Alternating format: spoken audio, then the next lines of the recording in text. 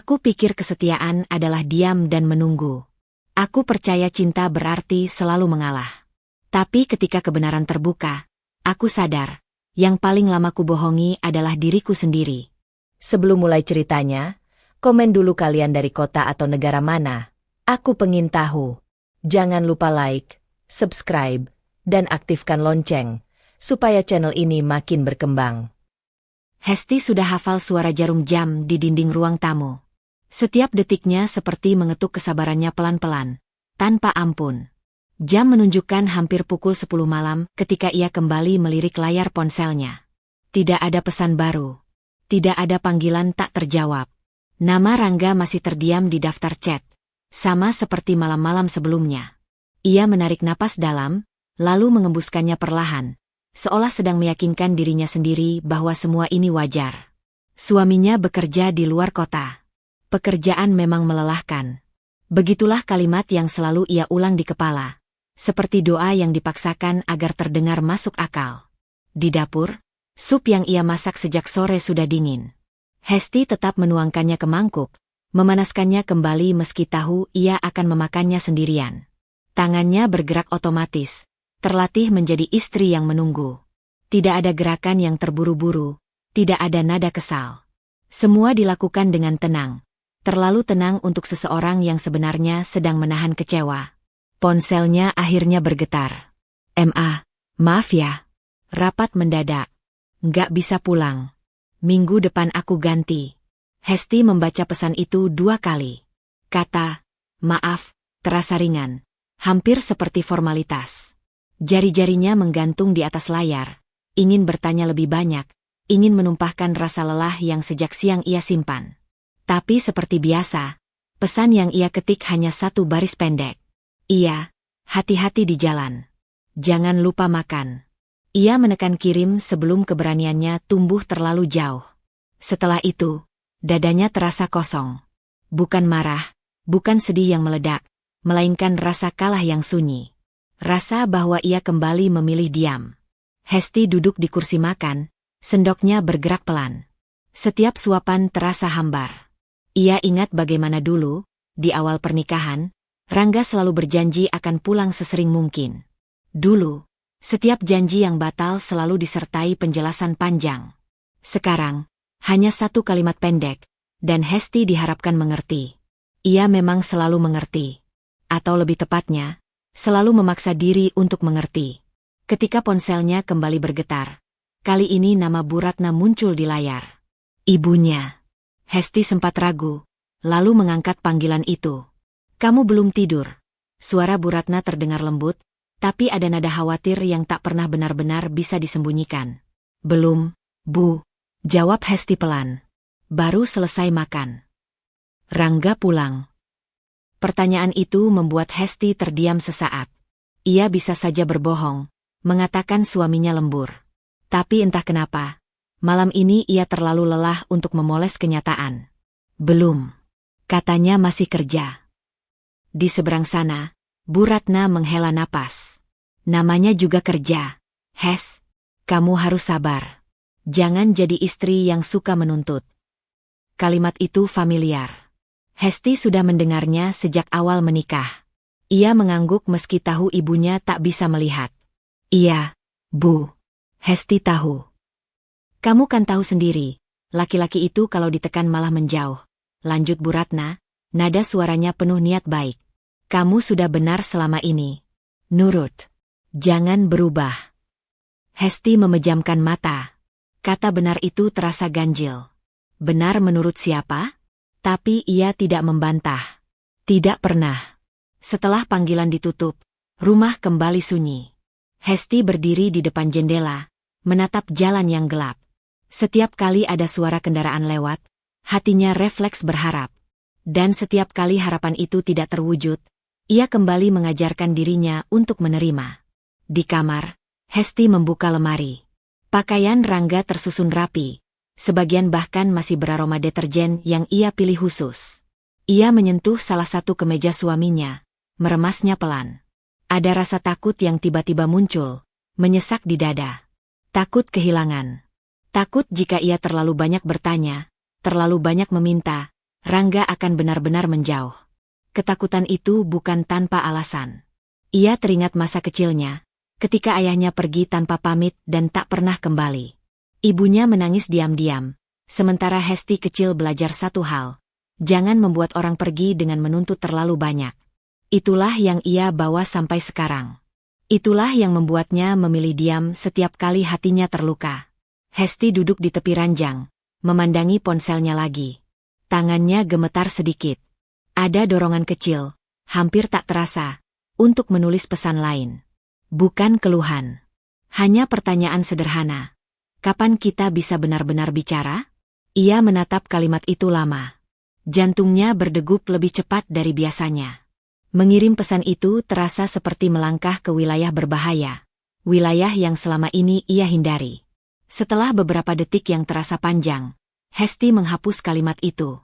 Ia meletakkan ponselnya terbalik di atas meja, mencoba menenangkan napasnya. Namun malam itu, untuk pertama kalinya, ia menyadari satu hal yang membuat dadanya semakin sesak. Diam ternyata tidak lagi membuatnya merasa aman. Diam justru membuatnya perlahan menghilang. Dan pikiran itu, kecil tapi tajam, menjadi tekanan baru yang tidak bisa ia abaikan begitu saja. Pagi itu, Hesti bangun dengan kepala terasa berat. Pikiran tentang pesan yang hampir ia kirimkan pada Rangga semalam masih menempel, seperti bayangan yang enggan pergi. Ia menatap ponselnya di meja kecil samping ranjang. Tidak ada kabar baru. Perasaan yang kemarin hanya berupa kegelisahan samar kini berubah menjadi lelah yang nyata, mengendap di dada sejak ia membuka mata. Hesti tetap bangun, merapikan tempat tidur, lalu menuju dapur. Rutinitas pagi selalu menjadi caranya menenangkan diri. Air mendidih, cangkir teh hangat, dan suara sendok beradu dengan gelas memberinya rasa kendali kecil atas hidupnya. Tapi pagi ini, gerakannya terasa lebih lambat, seolah tubuhnya ikut mempertanyakan. Sampai kapan semua ini harus ia jalani dengan cara yang sama? Belum lama ia duduk, ponselnya berdering. Nama Bu Ratna kembali muncul. Hesti mengangkatnya tanpa ragu. "Kamu kedengaran capek kemarin," kata ibunya, tanpa basa-basi. Nada suaranya tidak menghakimi, tapi penuh kekhawatiran yang dibungkus dengan kebiasaan lama. "Sedikit, Bu," jawab Hesti jujur. Ia menatap meja, jarinya menggambar lingkaran kecil di permukaan kayu. Rangga jarang pulang. Bu Ratna terdiam sejenak, lalu berkata, "Hesti, dengarkan ibu. Kamu itu istri. Tugasmu mendukung, bukan menuntut. Kalau kamu terus merasa kurang, nanti kamu sendiri yang sakit." Kalimat itu menusuk, bukan karena kasar, tapi karena begitu akrab. Hesti tahu ibunya bicara dari pengalaman hidupnya sendiri. Namun, mendengar nasihat itu pagi ini membuat hatinya terasa semakin sempit. "Ibu cuma nggak mau kamu kehilangan rumah tangga," lanjut Bu Ratna. "Sabar itu bukan kalah. Jangan banyak tanya, jangan banyak protes." Hesti mengangguk lagi. Refleks. "Iya, Bu." Hesti ngerti. Panggilan ditutup, meninggalkan Hesti dengan perasaan campur aduk. Ada bagian dari dirinya yang ingin membantah, mengatakan bahwa ia sudah terlalu sabar. Tapi bagian lain, yang lebih besar, masih takut melawan. Ia menelan nasihat itu seperti pil pahit, berharap rasa perihnya akan cepat hilang. Menjelang siang, Hesti menerima pesan singkat dari Rangga. "Aku pulang sebentar sore ini. Jangan kemana-mana." Pesan itu tidak disertai tanya, apalagi permintaan. Hesti membaca kalimat itu dengan jantung berdegup. Ada rasa lega karena Rangga akan pulang, tapi juga ketegangan yang tiba-tiba muncul. Ia langsung bangkit, mulai membersihkan rumah, memasak makanan kesukaan suaminya. Tubuhnya bergerak cepat, seolah waktu singkat yang Rangga berikan harus diisi dengan kesempurnaan. Sore hari, suara kunci di pintu membuat Hesti menoleh cepat. Rangga masuk tanpa senyum, tanpa pelukan. Tas kerjanya ia letakkan begitu saja di sofa. "Kamu masak apa?" tanyanya datar, bahkan sebelum benar-benar menatap Hesti. "Ayam bumbu kesukaan kamu," jawab Hesti, berusaha terdengar ceria. Ia melangkah mendekat, ingin membantu melepas jaket Rangga, tapi suaminya menghindar halus. "Nanti aja," kata Rangga singkat. Ia duduk, menyalakan ponsel, jarinya sibuk menggulir layar. Hesti berdiri beberapa detik, lalu mundur ke dapur. Dadanya terasa sedikit sesak. Ia berusaha menepis perasaan itu dengan fokus pada masakan. Ketika ia menyajikan makanan, Rangga makan tanpa komentar, tanpa pujian. Hanya sesekali mengernyit. Kurang asin, ucap Rangga akhirnya. Hesti tersenyum kecil. Aku tambahin, ya. Besok kalau aku pulang lagi, jangan masak yang ribet, lanjut Rangga. Aku capek. Kamu harus ngerti. Kata harus itu membuat Hesti terdiam. Ia mengangguk pelan. Iya. Setelah makan, Rangga merebahkan diri di sofa. Pijitin bentar. Bahu aku pegal. Hesti ragu sepersekian detik. Tubuhnya sendiri lelah. Kakinya pegal sejak pagi. Tapi ia mendekat juga, mulai memijat bahu Rangga. Tidak ada ucapan terima kasih. Tidak ada tatapan hangat. Hanya tuntutan yang dianggap wajar. Saat jari-jarinya bekerja, Hesti menyadari sesuatu yang membuat matanya panas. Rangga pulang, tapi ia tetap merasa sendirian. Kehadiran fisik suaminya tidak membawa kedekatan, hanya mempertegas jarak yang tak terlihat. Malam itu, Rangga mandi dan langsung tertidur. Tidak ada percakapan, tidak ada cerita. Hesti berbaring di sisi ranjang, menatap langit-langit. Kata-kata ibunya terngiang, bercampur dengan sikap dingin Rangga. Jangan menuntut. Sabar. Tapi untuk pertama kalinya, Hesti bertanya dalam hati. Apakah dia benar-benar menjaga rumah tangganya, atau justru mengajarinya menerima rasa lelah sebagai hal yang normal? Ia menggenggam selimut erat-erat. Ada keputusan kecil yang mulai terbentuk, belum berani diucapkan, tapi cukup berbahaya untuk mengguncang ketenangannya sendiri. Jika Rangga pulang lagi, Hesti ingin mencoba bicara, meski hanya satu kalimat jujur. Pikiran itu membuat jantungnya berdebar, menandai tekanan batin baru yang tak bisa lagi ia abaikan. Hesti bangun dengan tubuh kaku dan mata yang terasa perih. Malam tadi ia hampir tidak tidur. Pikiran tentang kalimat yang ingin ia ucapkan pada Rangga, kalimat jujur yang sederhana, terus berputar tanpa menemukan jalan keluar. Rangga sudah berangkat subuh tadi, meninggalkan rumah dalam keadaan senyap, seperti tidak pernah ada rencana pulang bersama istrinya sendiri. Di dapur, Hesti duduk lebih lama dari biasanya. Teh di cangkirnya mendingin tanpa ia sentuh. Ada perasaan asing yang menggelayut, bukan marah, bukan sedih yang meledak, melainkan kehampaan yang membuatnya enggan bergerak. Ia sadar dirinya makin sering diam, bahkan pada dirinya sendiri. Siang itu, Dewi datang ke rumah.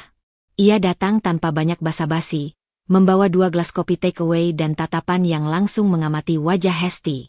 Sebagai sahabat yang sudah mengenal Hesti sejak sebelum menikah, Dewi tahu kapan diam Hesti bukan sekadar lelah. Kamu kurusan, kata Dewi sambil meletakkan kopi di meja. Nada suaranya netral, tapi matanya tajam, mengamati. Dan kamu gak banyak ngomong.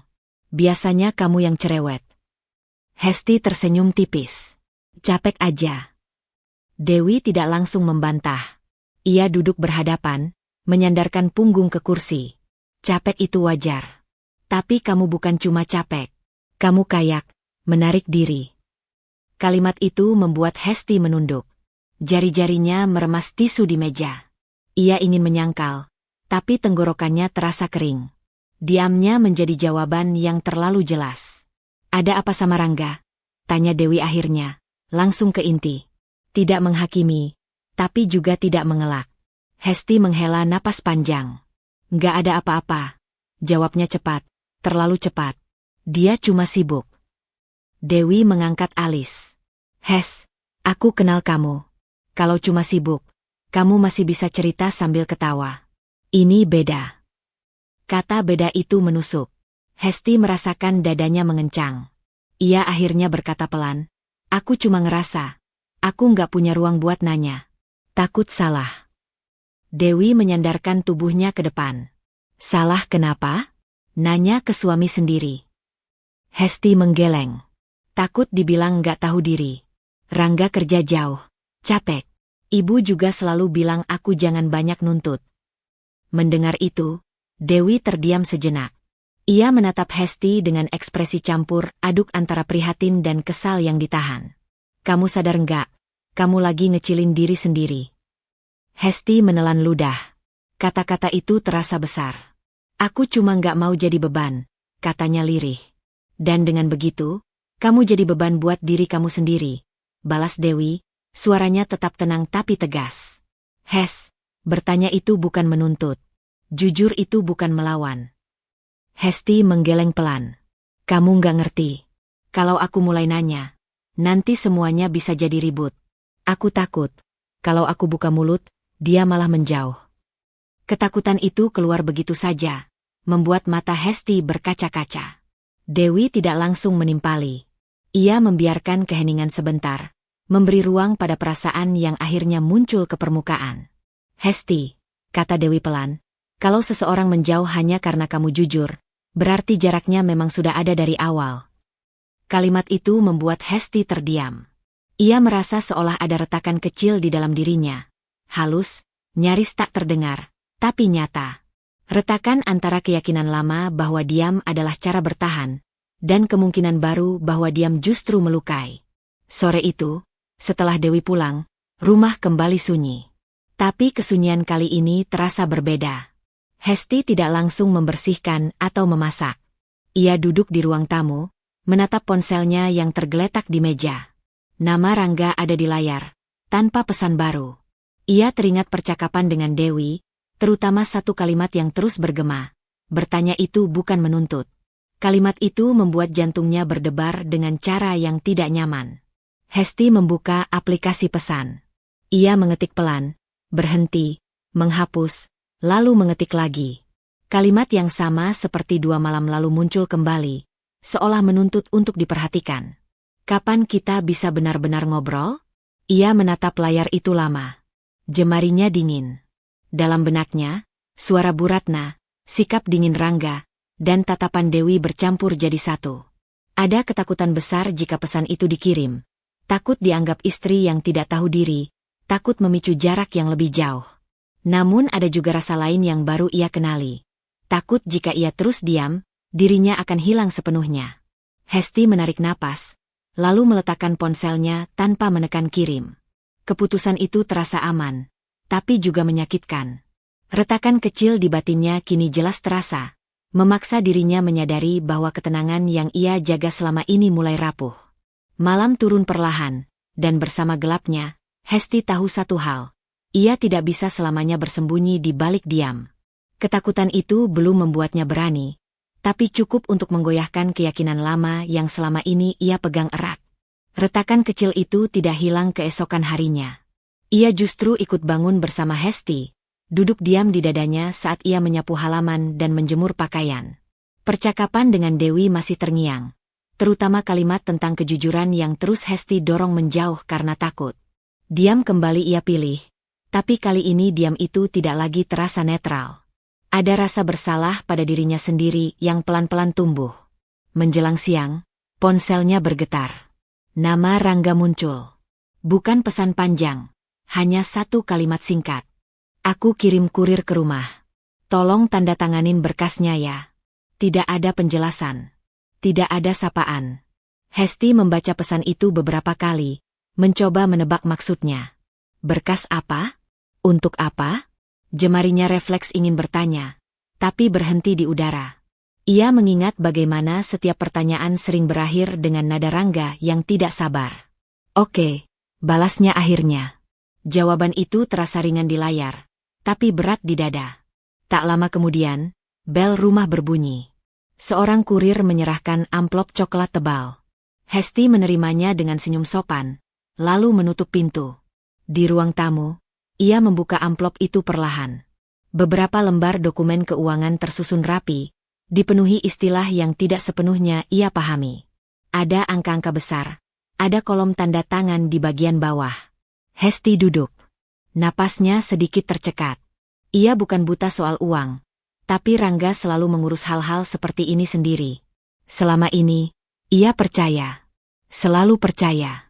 Tapi kali ini, rasa ragu muncul tanpa diundang. Ia membaca satu halaman, lalu halaman berikutnya. Beberapa istilah terasa asing. Ada bagian yang menyebutkan persetujuan bersama, tanggung jawab bersama. Keningnya berkerut. Ia mengambil ponsel, membuka chat Rangga. Ini soal apa, Mas? Pesan itu terkirim. Hesti menunggu, matanya terpaku pada tanda centang. Beberapa menit berlalu sebelum balasan muncul. Urusan kerja. Aman. Tinggal tanda tangan aja. Kalimat itu pendek, seperti perintah halus yang dibungkus kepercayaan sepihak. Hesti menatap layar lama. Ada dorongan kuat untuk bertanya lagi, meminta penjelasan lebih jelas. Retakan kecil di batinnya seolah bergetar, mendorongnya maju. Namun bayangan Rangga yang dingin, suara ibunya yang meminta ia tidak menuntut, semua muncul bersamaan. Hesti merasa seperti berdiri di persimpangan kecil, bertanya dan berisiko, atau diam dan tetap menjadi istri yang baik. Aku cuma tanda tangan, gumamnya pelan, seolah sedang meyakinkan diri sendiri. Ini suamiku. Tangannya bergetar saat mengambil pulpen. Ujung pulpen menyentuh kertas, berhenti sejenak. Detik itu terasa panjang. Untuk pertama kalinya, ia sadar betapa sedikitnya ia dilibatkan dalam hidup Rangga. Bukan hanya soal pekerjaan, tapi soal keputusan yang juga membawa namanya. Akhirnya, ia menandatangani dokumen itu. Satu persatu. Setiap goresan tinta terasa seperti penyerahan kecil yang tidak ia pahami sepenuhnya. Setelah selesai, ia memasukkan kembali berkas ke dalam amplop, menyerahkannya pada kurir yang datang menjemput. Pintu tertutup. Rumah kembali sunyi. Hesti duduk lama di ruang tamu, menatap tangannya sendiri. Ada rasa kosong yang berbeda dari sebelumnya. Bukan hanya lelah karena menunggu, tapi perasaan tersisih. Seolah hidup Rangga berjalan di jalurnya sendiri, dan ia hanya diminta menyetujui dari pinggir tanpa pernah diajak melihat peta. Sore itu, Rangga pulang sebentar. Tidak lama, hanya untuk berganti pakaian. Hesti berdiri di dapur, ragu apakah harus menyinggung soal dokumen tadi. Jantungnya berdebar saat Rangga melewatinya tanpa menoleh. Mas, panggil Hesti akhirnya. Suaranya lebih pelan dari yang ia rencanakan. Rangga berhenti sebentar. Kenapa? Dokumen tadi. Hesti menggantungkan kalimatnya, memilih kata dengan hati-hati. Itu tentang apa? Rangga menghela napas, jelas terdengar tidak sabar. Hesti, aku kan udah bilang itu urusan kerja. Kamu nggak perlu pusing. Yang penting aku tanggung jawab. Kata nggak perlu pusing terasa seperti batas yang ditarik tegas. Hesti mengangguk kecil. Iya. Rangga melanjutkan langkahnya, mengambil tas, lalu keluar rumah lagi tanpa menoleh. Pintu tertutup dengan bunyi pelan, tapi di telinga Hesti terdengar keras. Ia berdiri sendiri di dapur, merasakan sesuatu yang belum pernah ia rasakan sebelumnya dalam pernikahannya. Perasaan tidak dianggap sebagai bagian dari keputusan. Bukan dimarahi, bukan disakiti secara langsung, tapi dikesampingkan. Malam turun. Hesti duduk di kamar, membuka ponselnya. Tangannya kembali mengetik kalimat yang sama, tapi kali ini berbeda. Bukan pertanyaan tentang waktu bicara, melainkan sesuatu yang lebih sederhana, namun terasa lebih berani. Mas, lain kali kalau soal besar, aku pengen ngerti juga. Ia menatap layar lama. Jantungnya berdetak cepat. Mengirim pesan itu terasa seperti melanggar aturan tak tertulis yang selama ini ia patuhi. Tapi juga terasa jujur. Setelah beberapa detik, Hesti menekan kirim. Pesan itu meluncur, kecil tapi berisiko. Dan bersama itu, tekanan baru mengendap di dadanya. Karena untuk pertama kalinya, ia tidak hanya diam, tapi juga mulai berharap akan jawaban yang mungkin tidak ingin ia dengar. Pesan yang Hesti kirim semalam tidak pernah dibalas. Pagi itu, ia bangun dengan dada terasa penuh, seolah ada sesuatu yang menggantung dan menolak jatuh.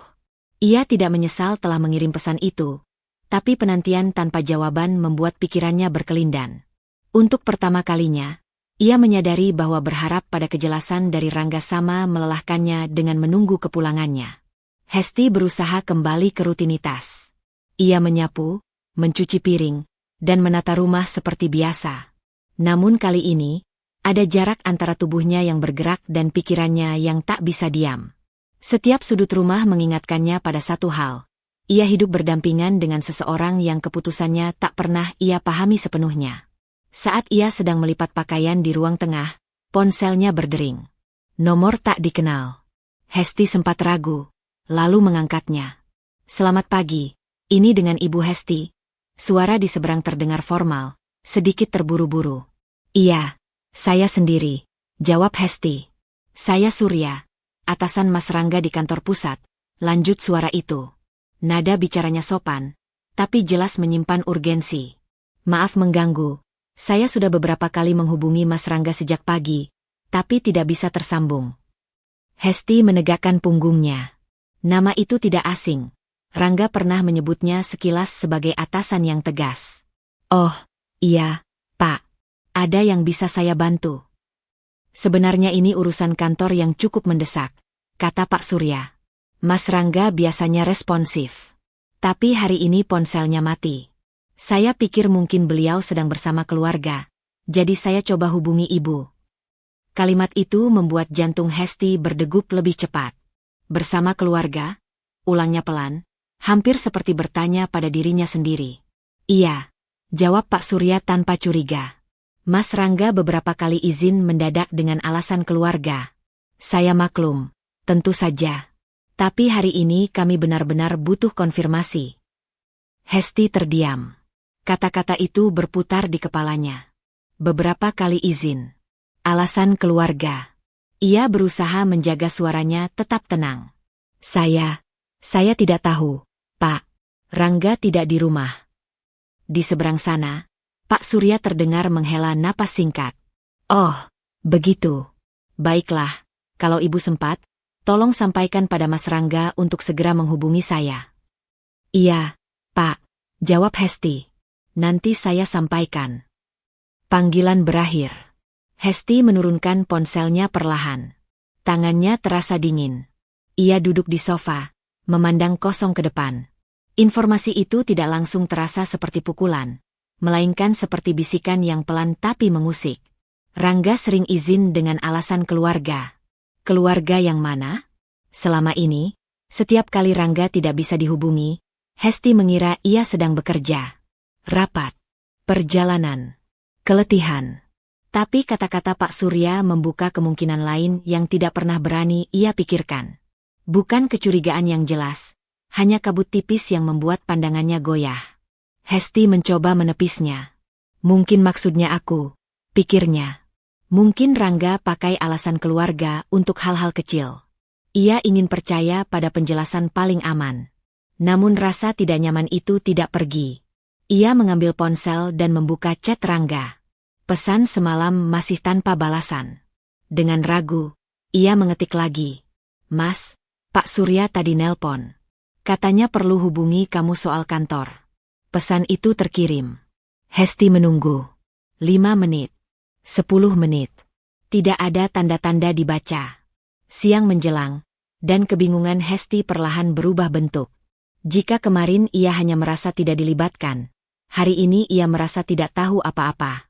Ada perbedaan besar antara dua perasaan itu, dan yang kedua jauh lebih mengganggu.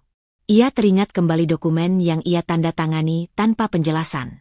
Teringat sikap Rangga yang selalu menutup percakapan dengan dalih lelah. Teringat betapa seringnya ia menunggu tanpa tahu apa yang sebenarnya ia tunggu. Sore hari, Hesti keluar rumah untuk membeli kebutuhan dapur. Udara di luar terasa panas, tapi pikirannya lebih sesak. Setiap langkahnya di jalan kecil dekat rumah diiringi pertanyaan yang sama. Seberapa banyak hidup Rangga yang tidak ia kenal? Saat kembali, ponselnya akhirnya bergetar. Pesan dari Rangga. Iya, nanti aku hubungi. Lagi nggak bisa. Jawaban itu singkat, tanpa penjelasan, tanpa menyinggung soal izin keluarga. Hesti menatap layar lama. Dulu, pesan seperti itu cukup baginya. Sekarang, ada bagian dalam dirinya yang menolak tenang. Ia duduk di tepi ranjang, memandangi ponsel di tangannya. Ia ingin bertanya, kamu di mana? Keluarga yang mana? Tapi kata-kata itu terasa terlalu besar untuk dikirim begitu saja. Ketakutan lama kembali muncul. Takut dianggap curiga, takut dianggap tidak tahu diri. Namun bersamaan dengan itu, ada perasaan baru yang pelan-pelan menguat. Takut jika ia terus menelan kebingungan ini sendirian, ia akan kehilangan pegangan atas kenyataan. Malam turun dengan sunyi yang menekan. Hesti tidak mengirim pesan lagi. Tapi kali ini, diamnya bukan karena yakin, melainkan karena ia mulai menyimpan satu hal yang belum pernah ia simpan sebelumnya dalam pernikahannya. Kecurigaan kecil yang belum berbentuk, tapi cukup untuk membuat hatinya tidak lagi sepenuhnya percaya. Kecurigaan kecil itu tidak menghilang setelah malam berganti. Ia justru ikut berjalan bersama Hesti sejak pagi, seperti bayangan yang menempel di punggungnya. Ia masih melakukan rutinitas yang sama, membersihkan rumah, memasak, menata. Namun ada jarak baru antara apa yang ia lakukan dan apa yang ia rasakan. Setiap gerakan terasa lebih sadar, seolah ia tidak lagi sepenuhnya percaya pada alasan-alasan yang dulu mudah ia terima. Menjelang siang, Hesti menerima pesan dari Rangga. "Sore ini aku lewat rumah bentar. Ada teman kantor ikut." Pesan itu membuat Hesti tertegun. "Teman kantor?" Ia menjawab singkat, lalu bersiap. Ada perasaan campur aduk, tegang dan berharap, karena kehadiran orang lain selalu membawa kemungkinan yang tidak terduga. Sore hari, Rangga datang bersama seorang pria sebaya dengannya. Pria itu tersenyum ramah, menyalami Hesti dengan percaya diri. "Ini Tono," kata Rangga singkat. "Rekan kerjaku." "Salam kenal, Mbak," ujar Tono, nada suaranya santai. Tatapannya cepat, lalu berpindah, seolah terbiasa mengamati sekitar dengan hati-hati. Hesti membalas senyum itu. "Silakan duduk. Saya buatkan minum." Di dapur, Hesti menyiapkan teh sambil mendengarkan suara obrolan samar dari ruang tamu. Rangga dan Tono berbicara tentang pekerjaan, target, dan jadwal. Semua terdengar normal. Terlalu normal. Namun saat Hesti mengantarkan minuman, Tono tersenyum kecil sambil berkata, "Mas Rangga ini sekarang enak, Mbak. Di sana sudah mapan." Kata itu, mapan, terucap ringan, nyaris tanpa beban. Tapi bagi Hesti, rasanya seperti sesuatu yang jatuh ke lantai dan pecah tanpa suara. "Mapan." Hesti mengulang pelan, masih berdiri sambil memegang nampan. Ia menatap Tono, lalu Rangga, mencoba menangkap reaksi. Rangga mengangkat bahu. "Ah, Tono lebay. Maksudnya kerjaanku lumayan stabil." Tono tertawa singkat. "Terlalu cepat." Iya, maksud saya gitu." Hesti duduk perlahan. Jantungnya berdetak lebih cepat. "Maksudnya mapan gimana?" tanyanya, berusaha terdengar santai. "Mas kan sering bilang masih susah di sana." Udara di ruangan itu berubah. Tono menghindari tatapan Hesti, menyesap tehnya dengan gerakan canggung. "Ah, Mbak, saya salah ngomong. Namanya juga kerja. Ya naik turun." Rangga ikut tertawa kecil. "Makanya, jangan dengerin dia." Tapi Hesti tidak tertawa. Ada sesuatu yang tidak selaras antara kata dan ekspresi. Sudah mapan bukanlah istilah yang biasa digunakan untuk kondisi naik turun. Dan cara Tono menarik diri dari percakapan itu terasa terlalu cepat, seolah ia baru saja menyentuh batas yang tidak seharusnya. Obrolan beralih ke topik lain. Rangga bicara lebih banyak, menutup celah dengan cerita-cerita ringan. Tono ikut mengangguk, tertawa seperlunya. Hesti mendengarkan, tapi pikirannya tertinggal pada satu kalimat itu. Ia merasa seperti orang asing yang duduk di ruang tamunya sendiri. Tak lama kemudian, Rangga dan Tono pamit. Rangga hanya berkata singkat, "Aku berangkat lagi. Kamu di rumah saja." Tidak ada pertanyaan. Tidak ada penjelasan. Pintu tertutup, meninggalkan Hesti dengan keheningan yang terasa semakin berat. Ia membereskan gelas-gelas di meja, tangannya bergerak mekanis. Kepalanya dipenuhi ulang-alik kata mapan. Selama ini, Rangga selalu bicara tentang penghematan, tentang menunda, tentang sabar. Ia tidak pernah merasa berhak tahu lebih jauh. Tapi kini, ada celah yang terbuka, kecil, tapi cukup untuk mengganggu fondasi kepercayaannya. Hesti duduk di sofa, menatap dinding. Ia mengingat percakapan dengan Pak Surya tentang izin keluarga, dokumen keuangan yang ia tanda tangani tanpa penjelasan, dan kini ucapan Tono yang ditarik kembali dengan tergesa. Semua potongan itu belum membentuk gambar utuh, tapi cukup untuk menimbulkan tekanan yang nyata. Ia membuka ponselnya, ragu. Jemarinya bergerak pelan, menuliskan pesan pada Rangga. "Tadi Tono bilang kamu sudah mapan di sana. Maksudnya apa?" Pesan itu dikirim. Detik-detik berikutnya terasa panjang. Hesti menatap layar, menunggu tanda dibaca. Beberapa menit berlalu. Tidak ada jawaban. Ia menghela napas, lalu menutup ponsel. Di dadanya, kecurigaan tidak lagi samar. Ia belum berani menyebutnya dengan kata yang lebih keras, tapi ia tahu satu hal. Ia tidak bisa lagi mengabaikan ketidaksinkronan ini sebagai kesalahpahaman biasa. Malam itu, sebelum tidur, Hesti berdiri di depan lemari, menatap koper kecil yang jarang ia gunakan. Sebuah pikiran melintas, belum berupa rencana, hanya kemungkinan yang membuat jantungnya berdegup lebih cepat. Bagaimana jika suatu hari aku melihat sendiri? Pikiran itu membuatnya takut, tapi juga memberi rasa kendali yang belum pernah ia rasakan sebelumnya. Dengan tekanan batin yang semakin menekan, Hesti mematikan lampu, membawa satu keputusan kecil yang berisiko ke dalam gelap. Ia tidak akan lagi menelan setiap penjelasan tanpa mencoba memahami kebenarannya sendiri. Malam-malam Hesti tidak lagi utuh. Ia sering terbangun tanpa mimpi, dengan dada yang terasa sesak dan pikiran yang berlari ke arah yang sama berulang-ulang. Jam di dinding menunjukkan pukul 2 pagi ketika ia kembali membuka mata, menatap langit-langit kamar yang gelap.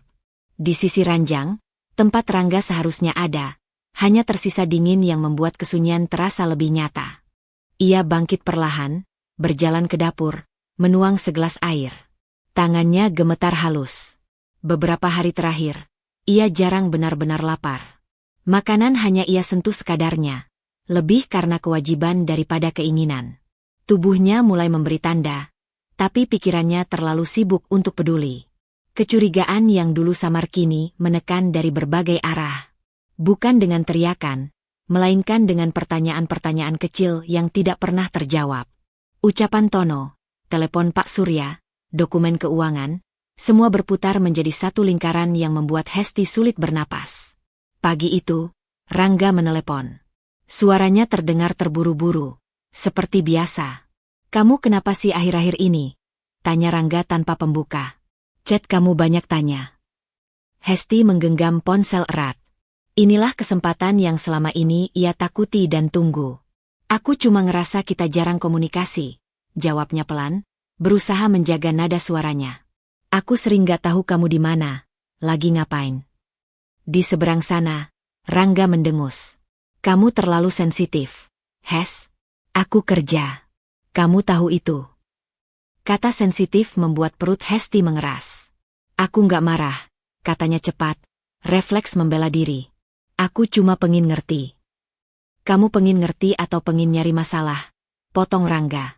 Nadanya naik sedikit, cukup untuk membuat Hesti terdiam. "Aku capek, loh.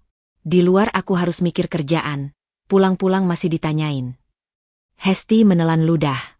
Kalimat itu terasa seperti tuduhan yang diselipkan sebagai keluhan.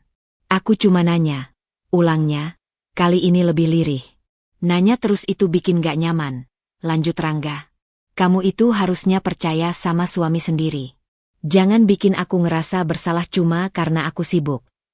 Perasaan bersalah itu jatuh ke Hesti dengan cepat, seperti beban yang sudah akrab. Ia langsung mengingat semua nasihat tentang istri yang baik, tentang tidak menuntut, tentang menjaga suasana. Suaranya melemah. "Maaf. Aku nggak maksud bikin kamu capek."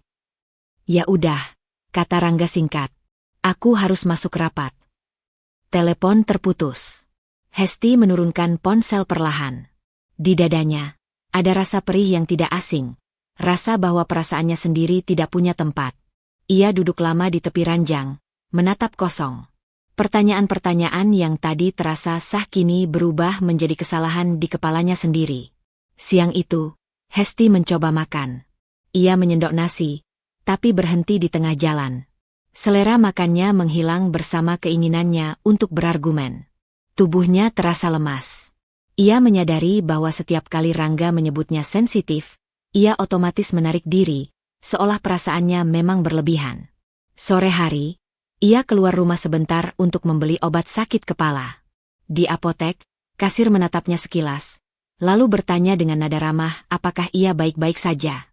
Pertanyaan sederhana itu hampir membuat Hesti menangis. Ia hanya mengangguk, tersenyum tipis, dan cepat-cepat pergi. Di rumah, ia berbaring tanpa menyalakan lampu. Ponselnya tergeletak di samping, sunyi. Ia berpikir tentang percakapan tadi. Tentang bagaimana dengan satu kalimat, Rangga mengembalikan semua beban ke pundaknya. Tentang bagaimana ia kembali merasa bersalah karena ingin dekat. Namun kali ini, perasaan bersalah itu tidak sepenuhnya menutup kecurigaan. Keduanya bertabrakan di dalam dirinya, menciptakan ketegangan yang membuatnya sulit diam. Ia mulai bertanya-tanya, jika ia memang hanya sensitif, mengapa rasa gelisah ini tidak juga pergi? Malam datang lebih cepat dari yang ia kira. Hesti duduk di ruang tamu, menatap jendela yang gelap. Ia membuka ponselnya, bukan untuk menghubungi Rangga, melainkan membuka kalender. Tangannya berhenti di satu tanggal beberapa minggu ke depan. Ia menghitung cepat, hari libur, jadwal kosong. Sebuah keputusan kecil mulai terbentuk, masih rapuh, masih diselimuti rasa takut. Bukan untuk menuduh, bukan untuk ribut. Hanya untuk melihat dengan mata sendiri. Pikiran itu membuat jantungnya berdegup kencang. Hesti menutup ponsel, menarik napas panjang. Perasaan bersalah masih ada, menekan dari satu sisi. Tapi dari sisi lain, kecurigaan yang semakin kuat menuntut ruang. Dan untuk pertama kalinya, Hesti tidak langsung menekan salah satunya. Ia membiarkan keduanya ada, bersiap menghadapi apapun yang mungkin ia temukan. Keputusan kecil itu tidak hilang semalaman. Ia justru tumbuh di kepala Hesti seperti bisikan yang tidak mau diam. Sejak percakapan terakhir dengan Rangga, tubuhnya terasa semakin lelah, tapi pikirannya terus terjaga. Ia bangun pagi dengan mata sembab, nyaris tanpa tenaga, membawa satu kesadaran baru yang membuat napasnya pendek. Ia tidak bisa lagi menunggu rasa aman datang dari orang lain. Siang itu, Dewi mengajaknya bertemu di sebuah warung kopi kecil dekat rumah. Begitu duduk, Dewi langsung menangkap perubahan di wajah Hesti. Bukan hanya lelah, ada kegelisahan yang menumpuk, seperti seseorang yang sudah terlalu lama menahan beban. "Kamu kelihatan makin kurus," kata Dewi pelan. Tidak menuduh, tidak menggurui. Hesti tersenyum tipis. "Aku susah tidur." Dewi tidak langsung menanggapi. Ia menunggu, memberi ruang. Hesti akhirnya bercerita. Suaranya rendah, nyaris berbisik. Tentang ucapan Rangga yang menyebutnya sensitif. Tentang rasa bersalah yang selalu datang setiap kali ia bertanya. Tentang ketakutan bahwa semua ini mungkin hanya ada di kepalanya sendiri. Saat Hesti berhenti bicara, Dewi menghela napas panjang. "Hes," katanya kemudian, "dengar aku baik-baik. Mencari kebenaran itu bukan berarti kamu mau ribut." Hesti menatap cangkir kopinya. "Tapi kalau ternyata aku salah? Kalau memang aku cuma lebay?"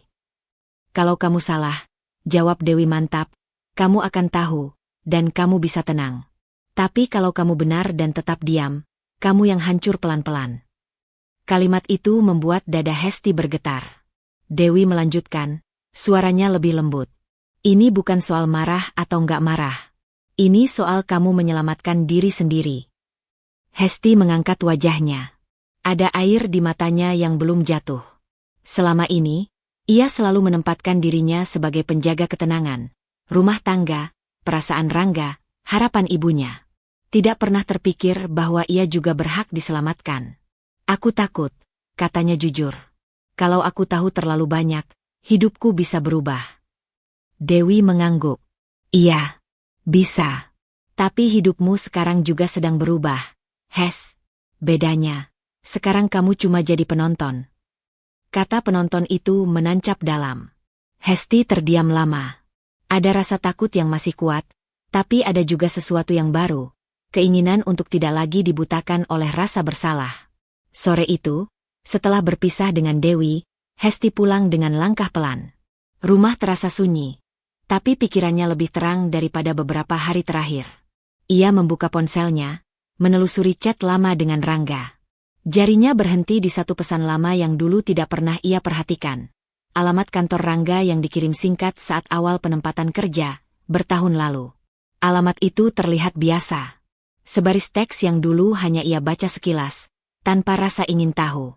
Sekarang, matanya menatap lebih lama. Jantungnya berdegup kencang. Hesti tahu satu hal pasti, Rangga tidak pernah melarangnya datang, tapi juga tidak pernah mengajaknya.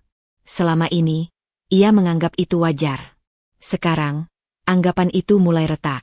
Ia menyalin alamat itu ke catatan pribadi di ponselnya. Tangannya sedikit gemetar. Gerakan sederhana itu terasa seperti melanggar aturan tak tertulis dalam pernikahannya. Aturan bahwa ia tidak perlu tahu lebih jauh. Setelah menyimpannya, Hesti meletakkan ponsel dan duduk di tepi ranjang. Napasnya cepat. Ada rasa bersalah yang langsung muncul, berusaha menariknya mundur. Aku ini istri, bukan penyelidik.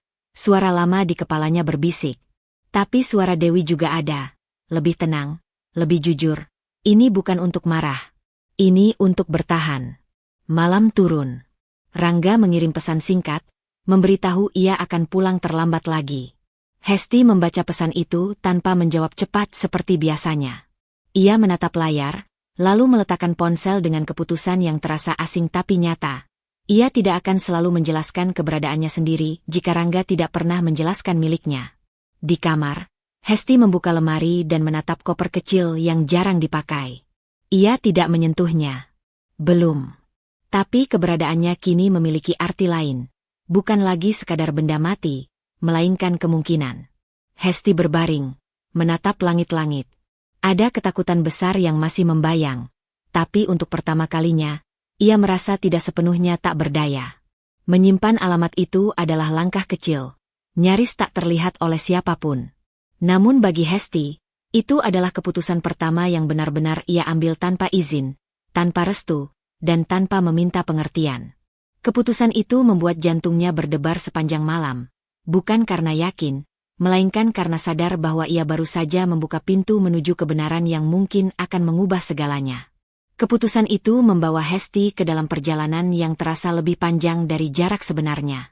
Di dalam bus antar kota, ia duduk di dekat jendela, memeluk tas kecil di pangkuannya.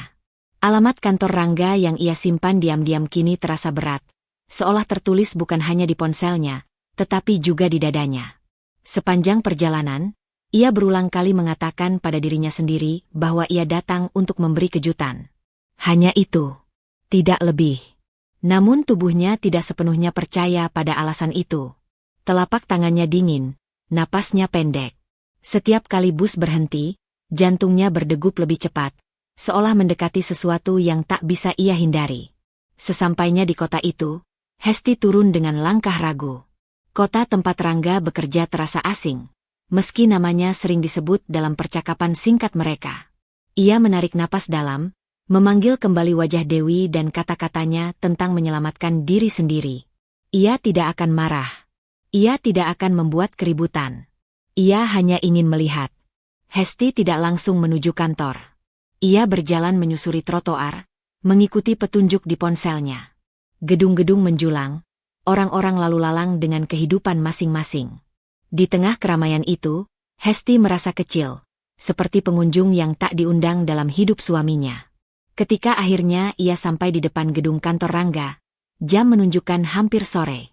Ia berdiri agak jauh, di balik deretan pohon kecil yang memberi sedikit teduh. Dari tempat itu, ia bisa melihat pintu masuk tanpa harus terlalu mencolok.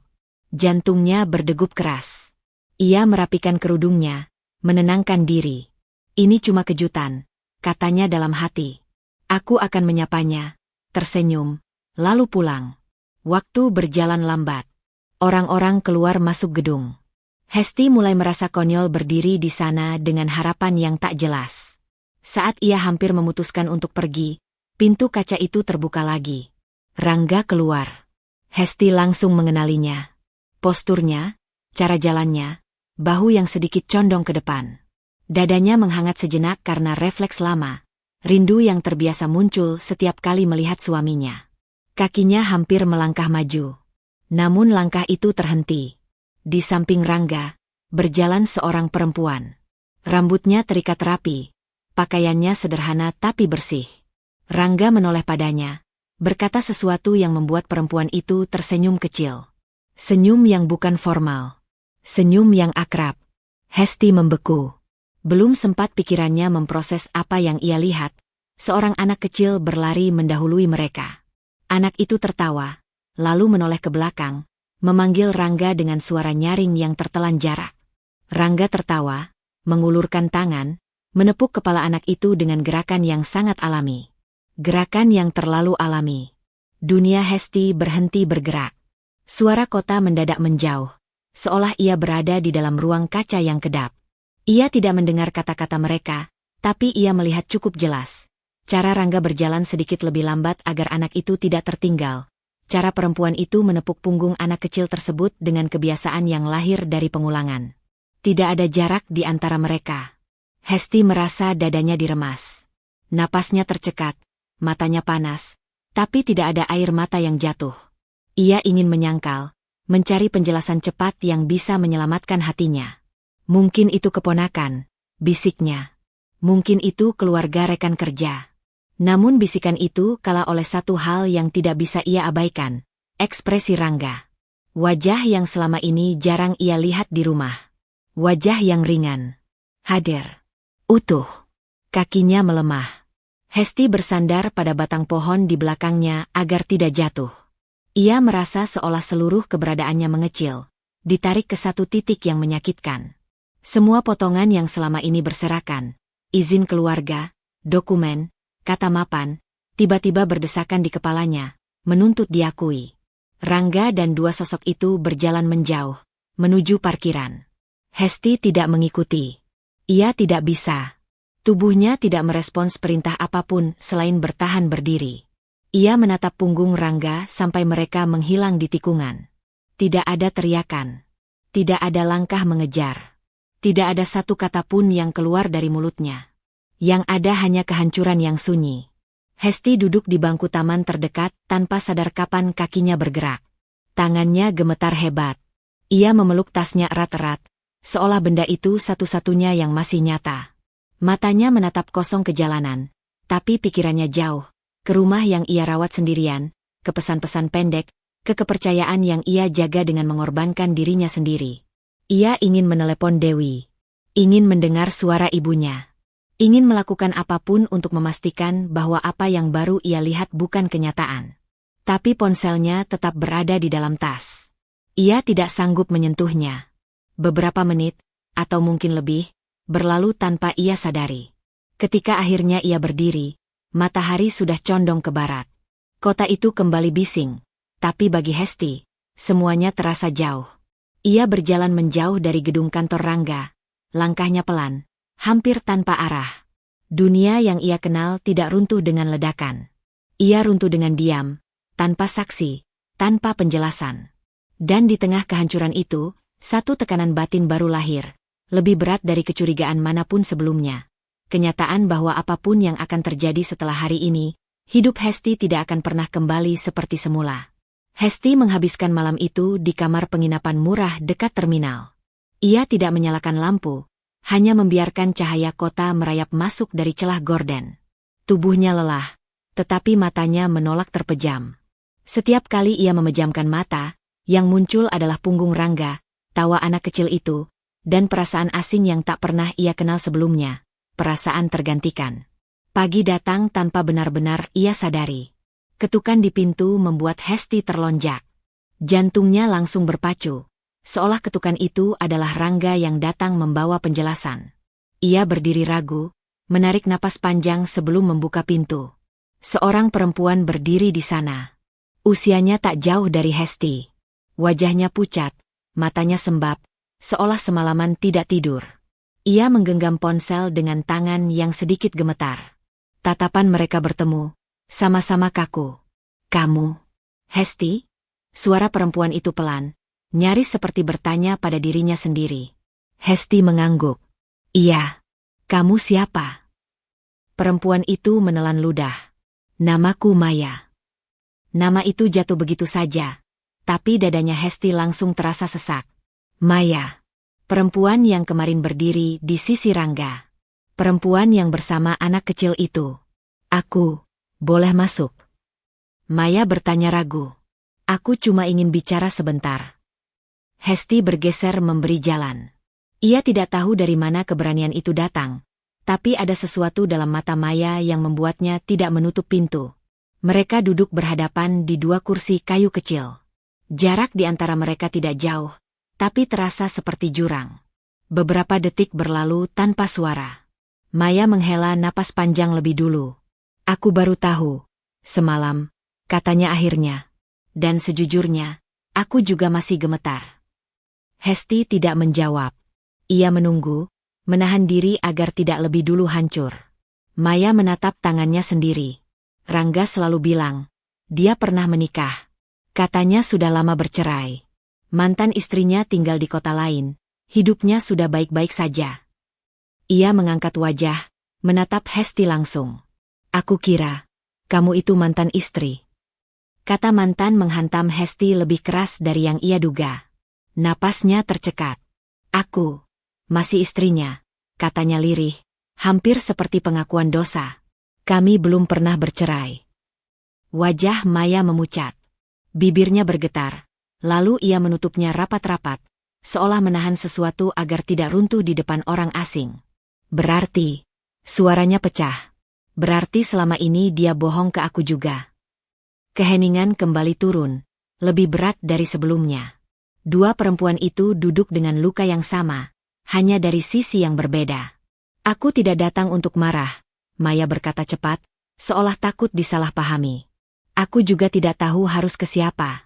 Tapi setelah aku melihatmu kemarin, dan setelah aku cek ulang semuanya, alamat, tanggal, cerita-cerita yang sering berubah, aku sadar ada yang salah. Ia tersenyum pahit. Bertahun-tahun, Hesti. Aku pikir aku sedang membangun keluarga dengan laki-laki yang jujur. Hesti menunduk. Kata bertahun-tahun bergema di kepalanya. Ia bukan satu-satunya yang menunggu. Ia bukan satu-satunya yang percaya. Anak itu, suara Hesti gemetar. Anakmu. Maya mengangguk perlahan. Iya. Satu anggukan itu cukup untuk membuat dada Hesti seakan runtuh ke dalam. Ia menggenggam ujung kursi, menahan tubuhnya agar tidak goyah. Selama ini ia takut kehilangan Rangga. Ternyata, Rangga telah membangun dunia lain tanpa ia sadari. Aku minta maaf, Maya berkata lirih. Kalau aku tahu dari awal, aku tidak akan. Ini bukan salahmu, Hesti memotong pelan. Kata-kata itu keluar lebih cepat dari pikirannya. Ia terkejut mendengar dirinya sendiri begitu yakin. Dia memang pandai menyembunyikan. Maya menatap Hesti lama, lalu mengangguk kecil. Aku datang bukan cuma untuk menjelaskan. Aku datang karena aku juga bingung harus bagaimana. Aku marah, tapi aku juga takut. Ia terdiam sejenak. Dan jujur, aku tidak mau sendirian menghadapi ini. Kalimat itu membuat Hesti terhenyak. Selama ini, ia selalu sendirian. Menunggu, menahan, memendam. Sekarang, ada seseorang di depannya yang memikul kebohongan yang sama. Apa yang akan kamu lakukan? Tanya Maya. Pertanyaan itu menggantung di udara, berat dan menuntut. Hesti tidak langsung menjawab. Ia menatap lantai, lalu ke jendela, lalu kembali ke wajah Maya. Untuk pertama kalinya sejak menikah, ia menyadari bahwa diam bukan lagi tempat aman. Aku belum tahu, jawab Hesti jujur. Tapi aku tahu satu hal. Aku tidak bisa pura-pura tidak tahu lagi. Maya mengangguk, matanya berkaca-kaca. Aku juga. Mereka duduk berdampingan tanpa saling menyentuh. Tapi untuk pertama kalinya Hesti tidak merasa sendirian dalam lukanya. Namun bersamaan dengan itu, tekanan baru menekan batinnya. Kebenaran ini tidak bisa disimpan selamanya. Dan ketika Maya berkata pelan, Rangga belum tahu aku kesini. Hesti sadar. Apapun langkah kecil yang akan ia ambil selanjutnya, risikonya tak lagi hanya tentang hatinya sendiri. Hesti belum sempat memulihkan napasnya sejak pertemuan dengan Maya, ketika ponselnya bergetar tanpa henti. Nama Rangga muncul di layar, berkali-kali, seperti denyut yang memaksa. Ia menatapnya lama, merasakan jari-jarinya dingin. Pada dering ke-14, Hesti akhirnya mengangkat. Kamu di mana? Suara Rangga terdengar terburu-buru. Tidak ada sapaan, tidak ada jeda. Nada yang selama ini selalu ia terima sebagai kewajaran. Aku di luar kota, jawab Hesti singkat. Jantungnya berdebar, tapi suaranya berusaha tetap datar. Kita ketemu sekarang, Rangga memotong. Ini gawat. Mereka bertemu di sebuah kafe kecil dekat stasiun. Rangga datang dengan wajah tegang, rambutnya berantakan, napasnya belum teratur. Ia duduk tanpa menunggu dipersilakan, Tangannya gemetar saat meraih gelas air. Kamu sudah ketemu siapa? Tanyanya cepat. Hesti menatapnya. Untuk pertama kalinya, ia tidak menjawab segera. Diamnya membuat Rangga semakin gelisah. Kamu ketemu Maya, ya? Rangga mendesah keras. Aku sudah duga. Nada itu, seolah semua ini hanyalah urutan kejadian yang tak terhindarkan, bukan akibat dari pilihannya sendiri, membuat dada Hesti panas. Kamu sudah duga? Ulangnya pelan. Rangga mengusap wajahnya. Dengar, ini bukan waktunya marah. Keadaan ini rumit. Aku tidak pernah berniat. Tidak pernah berniat apa? Hesti memotong, suaranya bergetar. Bohong? Menikah lagi? Punya anak? Rangga terdiam sesaat, lalu menghela napas panjang, seperti orang yang kelelahan oleh beban yang bukan ia ciptakan sendiri. Aku terjebak, katanya. Kondisi pekerjaan di sini, tuntutan, tekanan. Kamu tahu sendiri aku harus bagaimana. Hesti tersenyum pahit. Kata pekerjaan kembali muncul, seperti mantra yang selalu menutup semua pertanyaan. Jadi semua ini salah keadaan? Tanyanya lirih. Bukan salahmu. Rangga mengangkat kepala, menatap Hesti dengan mata memohon. Aku minta kamu mengerti. Kalau ini sampai keluar, habis semuanya. Karierku, reputasiku. Aku bisa kehilangan jabatan. Nama baik keluarga kita juga ikut rusak. Kata kita terdengar asing. Selama bertahun-tahun, Hesti menjaga nama itu sendirian. Apa maumu dariku? Tanya Hesti. Suaranya nyaris tidak terdengar. Rangga mendekatkan kursinya. Tetap diam. Untuk sementara. Anggap ini ujian. Kita selesaikan pelan-pelan. Demi aku. Demi kita. Permohonan itu tidak disertai penyesalan. Tidak ada pengakuan salah yang utuh. Hanya ketakutan akan kehilangan status dan kenyamanan. Hesti merasakan dadanya sesak oleh campuran emosi yang saling bertabrakan. Marah karena dikhianati, malu karena posisinya yang selama ini bodoh, dan takut benar-benar sendirian jika semua ini runtuh. Kalau aku diam, suara Hesti bergetar. Apa yang terjadi padaku? Rangga terdiam. Ia tidak langsung menjawab. Keheningan itu menjadi jawaban yang paling jujur. Kamu kan kuat, kata Rangga akhirnya, lebih pelan. Dari dulu kamu selalu bisa mengerti. Kalimat itu menusuk lebih dalam dari teriakan manapun. Kuat, ternyata berarti menanggung semuanya sendiri. Hesti menunduk. Ia teringat nasihat Bu Ratna tentang kesabaran, ingat Dewi yang memintanya jujur pada diri sendiri, ingat Maya yang gemetar tapi berani datang mencarinya. Semua suara itu berdesakan di kepalanya. Aku butuh waktu, kata Hesti akhirnya. Rangga segera mengangguk, terlalu cepat. Iya, ambil waktu. Tapi jangan bicara ke siapapun dulu. Tolong, Hesti. Kata tolong itu terdengar lebih seperti perintah yang dibungkus lembut. Hesti berdiri, kakinya sedikit goyah. Ia menatap Rangga untuk terakhir kalinya sebelum pergi. Lelaki itu tampak lega, seolah yakin ia masih bisa mengendalikan keadaan. Di luar kafe, Hesti menghirup udara dalam-dalam. Tangannya gemetar saat meraih ponsel. Ada pesan masuk dari Dewi yang belum sempat ia balas sejak kemarin. Hesti menatap layar itu lama. Selama ini, diam adalah caranya bertahan. Tapi sekarang, diam terasa seperti mengkhianati dirinya sendiri. Dengan napas tertahan, Hesti mulai mengetik balasan singkat, sebuah langkah kecil yang mungkin mengubah segalanya. Pesan singkat yang Hesti kirimkan pada Dewi semalam masih menggantung di kepalanya ketika pagi datang. Ia tidak menuliskan detail, hanya satu kalimat jujur yang selama ini selalu ia hindari. Aku ketemu perempuan itu. Setelah mengirimnya, Hesti mematikan ponsel, seolah dengan begitu dunia bisa berhenti sebentar memberi tekanan. Namun dunia tidak pernah benar-benar berhenti. Telepon dari Bu Ratna datang menjelang siang. Nama ibu mertuanya itu muncul di layar, membawa serta rasa bersalah yang otomatis mengencang di dada Hesti. Ia ragu sejenak, lalu mengangkat. Hesti. Suara Bu Ratna terdengar tenang, tapi tegas seperti biasa. Ibu sudah dengar sedikit dari Rangga. Katanya kalian sedang ada masalah. Hesti memejamkan mata. Sedikit, pikirnya. Selalu sedikit, selalu versi yang aman untuk Rangga. Ibu cuma mau bilang satu hal, lanjut Bu Ratna tanpa menunggu jawaban. Dalam rumah tangga, yang paling penting itu menjaga keutuhan. Kamu istri sah. Posisi kamu jelas. Jangan bertindak gegabah. Hesti menggenggam ponsel lebih erat.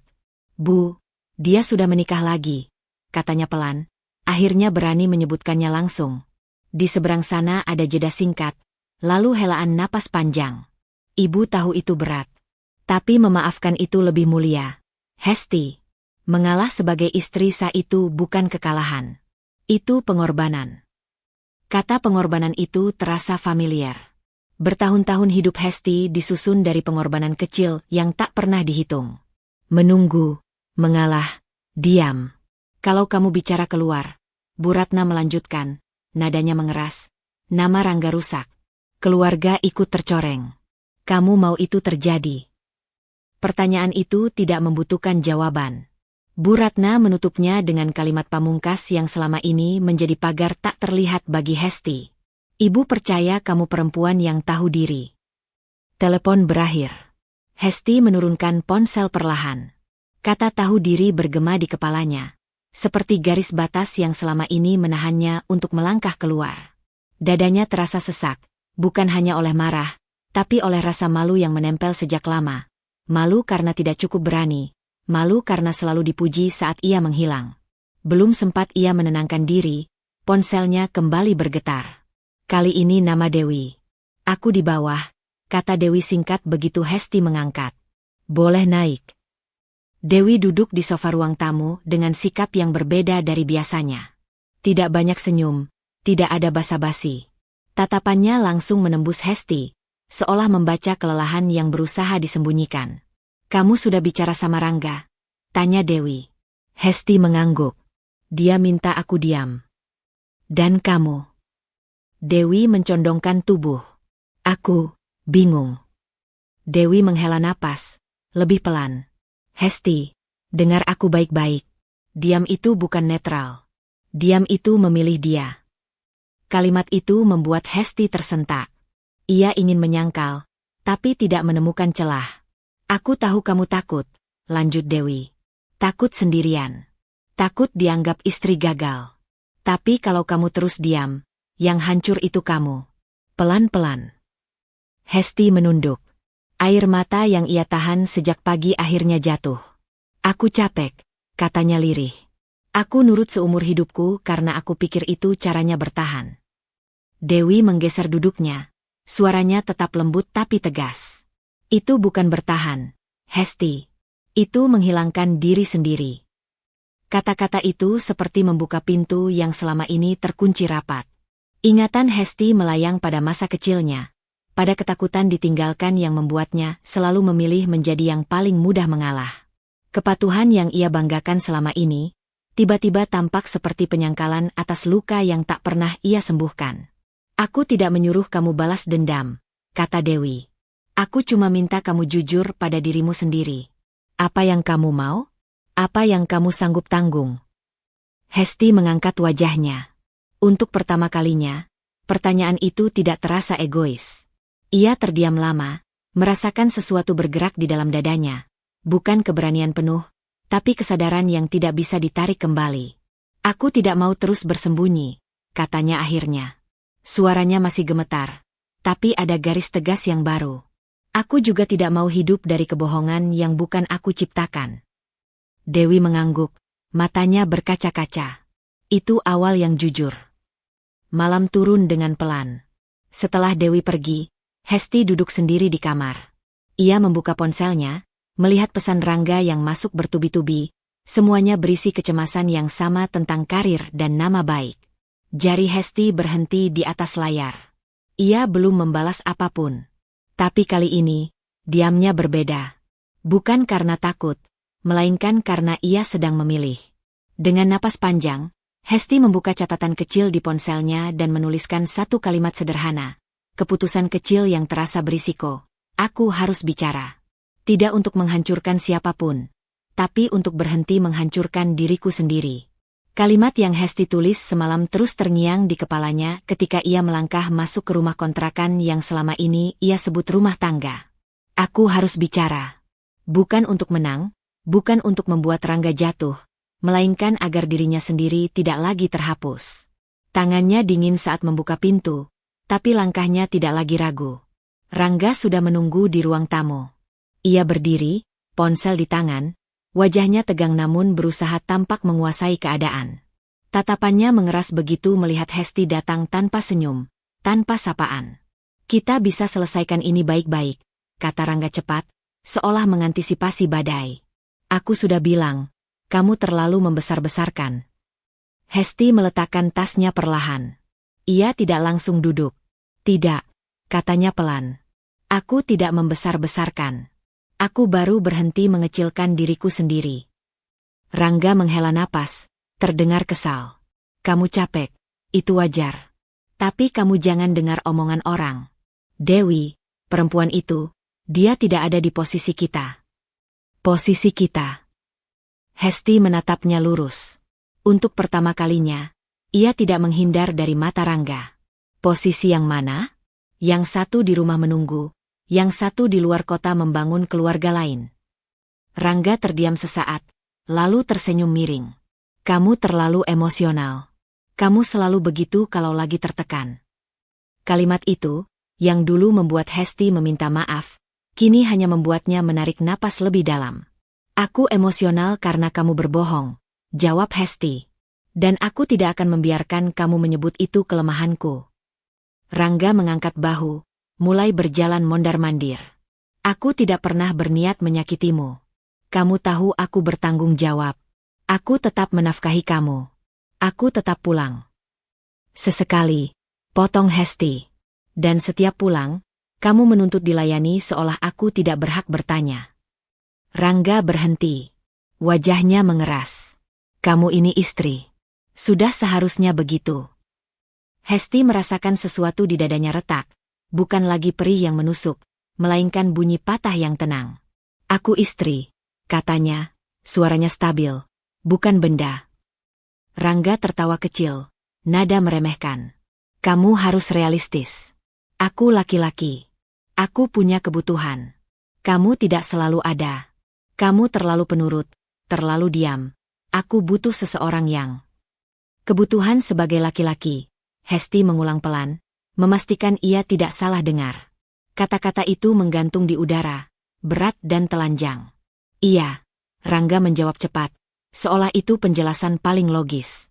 Kamu tidak bisa menutup mata dari itu. Banyak rumah tangga seperti ini, Hesti. Kamu saja yang terlalu idealis. Idealistis. Kata itu menghantam sisa-sisa yang masih ingin memaafkan. Hesti teringat semua malam menunggu. Semua tanda tangan yang ia bubuhkan tanpa bertanya, semua nasihat untuk sabar dan mengalah. Semua itu, rupanya, hanya latar untuk pembenaran ini. Jadi, kata Hesti perlahan, selama ini kamu merasa benar. Rangga terdiam, lalu mengangguk tipis. Aku melakukan yang terbaik dengan caraku. Hesti menutup mata sejenak. Saat membukanya, ada ketenangan asing yang membuat Rangga mengernyit. Kalau begitu, ucap Hesti, tidak ada lagi yang bisa aku pertahankan. Rangga mendengus. Jangan lebay. Kamu masih istriku. Kata istriku itu tidak lagi membawa rasa memiliki. Hanya garis hukum yang kosong dari empati. Cinta tidak bisa hidup di tempat yang menganggap kebohongan sebagai hak, jawab Hesti. Dan aku tidak bisa mencintai seseorang yang menyebut pengkhianatan sebagai kebutuhan. Rangga melangkah mendekat, suaranya menurun. Manipulatif. Kamu mau apa sebenarnya? Kamu mau menghancurkan semuanya? Kamu siap hidup sendiri? Pertanyaan itu dulu akan membuat Hesti gemetar. Kini, ia merasakan ketakutan yang sama, namun tidak lagi menguasai. Aku takut. Akunya jujur. Tapi aku lebih takut kalau terus hidup sebagai bayangan. Rangga terdiam. Untuk pertama kalinya, ia kehabisan kalimat yang bisa mengendalikan. Keheningan itu panjang, dan di dalamnya, Hesti merasakan sesuatu yang pergi dengan tenang. Sisa cinta yang selama ini bertahan karena harapan palsu. Aku tidak akan diam lagi, kata Hesti, tegas. Aku tidak tahu langkah selanjutnya seperti apa. Tapi aku tahu, aku tidak akan menutup mulut demi kenyamananmu. Rangga menatapnya tajam, lalu tertawa pendek. Kamu akan menyesal. Mungkin, jawab Hesti. Tapi bukan karena aku akhirnya jujur. Ia mengambil tasnya. Saat melangkah menuju pintu, kakinya bergetar, bukan karena ragu, melainkan karena sadar betapa besar risiko di depan. Ia berhenti sejenak, menoleh sekali saja. Wajah Rangga tampak asing, seperti orang yang baru ia kenal hari ini. Pintu tertutup di belakang Hesti dengan bunyi pelan. Di luar, udara terasa dingin. Hesti menghirupnya dalam-dalam, menyadari satu hal yang membuat dadanya perih sekaligus ringan. Ia baru saja kehilangan cinta, dan pada saat yang sama, menemukan dirinya kembali. Hesti duduk di bangku taman kecil dekat penginapan ketika Maya datang. Wajah Maya terlihat lebih pucat dari pertemuan terakhir mereka, tetapi langkahnya mantap, seolah ia sudah menyiapkan dirinya untuk apapun yang akan diucapkan hari ini. Anak kecil itu tidak ikut. Ketidakhadirannya justru membuat suasana terasa lebih berat, seperti ada keputusan yang sengaja dipisahkan dari kepolosan. Mereka duduk berdampingan, memandangi pepohonan tanpa langsung berbicara. Hesti merasakan sisa getaran dari pertengkarannya dengan Rangga semalam masih menetap di tubuhnya. Bukan lagi kemarahan, melainkan kelelahan setelah jujur pada diri sendiri. Aku sudah bicara dengan dia, kata Maya akhirnya. Suaranya datar, tapi matanya menyimpan luka yang sama. Hesti mengangguk.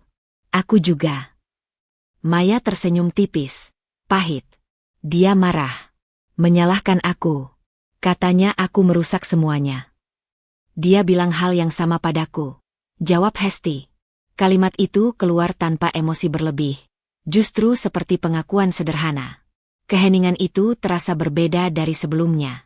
Tidak ada lagi ketegangan dua perempuan yang berdiri di sisi berlawanan. Yang tersisa hanyalah dua orang yang sama-sama tertipu. Aku tidak marah padamu, kata Maya pelan, menoleh ke arah Hesti. Aku marah pada diriku sendiri, karena terlalu percaya. Hesti menggeleng perlahan. Aku juga. Tapi kita tidak saling berutang salah. Maya menarik napas panjang, seolah melepaskan beban yang selama ini ia genggam. Aku tidak mau jadi musuhmu. Aku tidak mau hidup dengan kebencian yang bukan aku ciptakan. Kalimat itu membuat dada Hesti menghangat dengan cara yang asing. Ia menyadari bahwa empati yang tumbuh di antara mereka bukanlah bentuk kelemahan, melainkan penolakan terhadap permainan Rangga yang memecah dan mengadu. Aku sepakat, kata Hesti. Aku tidak mau lagi hidup dari posisi saling menyalahkan. Ponsel Maya bergetar. Ia melirik layar, lalu menutup matanya sebentar. Dia menelepon. Berkali-kali. Hesti merasakan ketegangan itu ikut menjalar ke tubuhnya. Seolah mereka berdua berdiri di tepi runtuhnya sesuatu yang besar. Di tempat lain, Rangga berjalan mondar-mandir di apartemennya. Wajahnya merah, napasnya berat. Dua panggilan tidak terjawab dari Maya. Pesan singkat dari Hesti yang hanya berisi satu kalimat tegas. Aku tidak akan menarik kata-kataku, membuat kepalanya berdenyut. Ia membanting ponsel ke sofa. Kalian berlebihan, teriaknya pada ruangan kosong. Untuk pertama kalinya, kemarahannya tidak menemukan sasaran yang bisa ia kendalikan. Ia menelepon Maya lagi. Tidak diangkat. Menelepon Hesti. Tidak dijawab. Dunia yang selama ini ia bagi rapi mulai runtuh bersamaan. Tidak ada lagi satu perempuan yang bisa ia yakinkan bahwa semuanya baik-baik saja. Tidak ada lagi ruang untuk bersembunyi di balik alasan pekerjaan, kebutuhan, atau keadaan. Ketika akhirnya Maya mengangkat, suaranya dingin. Aku tidak mau bicara sekarang. Aku ayah dari anakmu. Rangga membentak. Kamu tidak bisa memutuskan sepihak. Kamu juga tidak pernah memberi aku pilihan, balas Maya, suaranya bergetar tapi tegas. Aku pikir aku istrimu. Kalimat itu menghantam Rangga lebih keras dari yang ia perkirakan. Ia terdiam, lalu nadanya melunak, hampir memohon. Aku bisa jelaskan. Kita bisa atur ulang. Sudah terlambat, jawab Maya singkat sebelum menutup telepon. Rangga terduduk. Dadanya naik turun, ego yang selama ini menopangnya retak perlahan. Ia baru menyadari bahwa kendali yang ia banggakan ternyata rapuh. Penyesalan muncul, bukan karena luka yang ia sebabkan, melainkan karena kehilangan yang kini nyata. Di taman, Hesti memandang Maya yang menyimpan ponsel kembali ke tas. "Aku akan pulang ke rumah orang tuaku sebentar," kata Maya. "Aku butuh ruang." Hesti mengangguk. "Aku juga." Mereka berdiri. Tidak ada pelukan, hanya tatapan saling menguatkan. Dua jalan berbeda, satu kesadaran yang sama. Saat Maya melangkah pergi, Hesti duduk kembali sendirian. Ponselnya bergetar. Nama Rangga muncul lagi. Ia tidak mengangkat. Jarinya bergetar, bukan karena ragu, tetapi karena tahu, apapun langkah berikutnya, hidupnya tidak akan kembali seperti semula. Hesti menatap layar itu lama, lalu mematikannya. Di dadanya, ada rasa takut yang nyata, tapi juga ruang baru yang pelan-pelan terbuka. Pilihan terakhir menunggunya, dan ia tahu, kali ini tidak ada siapapun yang bisa mengambilnya selain dirinya sendiri. Pagi itu datang dengan sunyi yang berbeda. Tidak lagi menekan seperti kemarin-kemarin, melainkan tenang dengan cara yang asing bagi Hesti. Ia terbangun di kamar rumah orang tuanya, tempat yang sudah lama tidak ia tempati lebih dari beberapa hari. Bau kayu lemari tua dan suara burung dari halaman belakang membawa ingatan masa kecil. Masa ketika ia belum belajar bahwa menjadi baik seringkali berarti meniadakan diri sendiri. Ia duduk di tepi ranjang, menatap ponsel yang semalaman ia biarkan mati. Ketika akhirnya ia menyalakannya, puluhan pesan masuk dari Rangga muncul bersamaan. Nada yang sama, panik, menyalahkan keadaan, lalu berganti memohon. Tidak satu pun berisi pengakuan yang jujur. Dada Hesti bergetar, tapi kali ini bukan karena ingin menjawab. Ia menyadari sesuatu yang sederhana dan menenangkan. Ia tidak lagi berutang penjelasan pada kebohongan. Siang itu, Hesti menemui Rangga untuk terakhir kalinya. Bukan di rumah kontrakan, bukan di kafe netral yang menyamarkan jarak, melainkan di kantor pengacara yang direkomendasikan Dewi. Ruangan itu terang, bersih, dan dingin. Tempat yang tidak memberi ruang pada drama, hanya fakta. Rangga datang terlambat. Wajahnya kusut, matanya merah, seolah semalam ia kalah oleh dirinya sendiri. Ia duduk di hadapan Hesti dengan sisa-sisa keangkuhan yang kini tampak seperti kebiasaan lama yang dipaksakan. "Kamu yakin dengan ini?" tanya Rangga, suaranya rendah. "Kita masih bisa memperbaiki." Hesti menatapnya tenang. Ia tidak lagi mencari nada yang tepat agar Rangga tidak tersinggung. "Yang rusak bukan cara kita bertengkar," jawabnya pelan. "Yang rusak adalah kejujuran. Dan itu tidak bisa diperbaiki dengan janji." Rangga menghela napas, lalu mencoba tersenyum. "Kamu selalu terlalu keras pada dirimu sendiri. Kamu bisa tetap jadi istri yang baik." Hesti menggeleng. "Aku sudah terlalu lama jadi istri yang baik, Rangga. Dan itu membuatku terus terluka." Ia berhenti sejenak, merasakan kata-kata itu benar-benar miliknya. "Sekarang aku memilih jadi manusia yang utuh." Kata utuh membuat Rangga terdiam. Ia menunduk, lalu tertawa kecil tanpa humor. "Jadi aku yang jahat sekarang?" "Aku tidak sedang memberi label," jawab Hesti. "Aku hanya berhenti menanggung peran yang bukan milikku." Proses itu berjalan tanpa teriakan, tanpa air mata meledak-ledak. Justru ketenangan itulah yang membuat Rangga kehilangan pijakan. Ia tidak lagi berhadapan dengan istri yang bisa ia yakinkan, ia tekan, atau ia buat merasa bersalah. Ketika semuanya selesai ditandatangani, Hesti berdiri lebih dulu. Tangannya sedikit gemetar, tapi langkahnya mantap. Ia menatap Rangga untuk terakhir kalinya, bukan dengan benci, melainkan dengan penerimaan yang pahit namun selesai. "Aku harap kamu jujur, setidaknya pada dirimu sendiri," katanya. Rangga tidak menjawab. Sore harinya, Hesti duduk di teras rumah orang tuanya. Dewi datang membawa 2 gelas teh hangat, duduk di sampingnya tanpa banyak bicara. Tidak ada kalimat kemenangan, tidak ada nasihat panjang. Kehadiran Dewi cukup menjadi saksi bahwa Hesti tidak sendiri. "Capek?" tanya Dewi akhirnya. Hesti tersenyum kecil. "Iya. Tapi entah kenapa, ringan." Dewi mengangguk, seolah memahami sesuatu yang tidak perlu dijelaskan. "Itu harga dari jujur." Beberapa hari kemudian, Hesti bertemu Maya sekali lagi. Tidak lama, tidak dramatis. Mereka hanya duduk berhadapan, memastikan satu hal yang sama. Tidak ada lagi rahasia di antara mereka, tidak ada lagi kebutuhan untuk saling membuktikan siapa yang paling benar. Aku akan fokus ke anakku, kata Maya.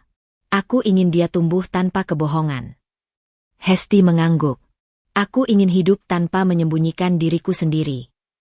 Mereka berpisah dengan anggukan sederhana. Dua perempuan yang tidak menjadi sahabat, tapi pernah berbagi luka yang sama dan memilih menyelesaikannya dengan dewasa. Malam itu, Hesti membereskan barang-barangnya. Tidak banyak yang ia bawa dari rumah lama. Anehnya, ia tidak merasa kehilangan. Ia justru merasa sedang memberi ruang bagi sesuatu yang baru, bukan cinta yang terburu-buru, bukan kebahagiaan instan, melainkan kejujuran yang pelan-pelan dibangun.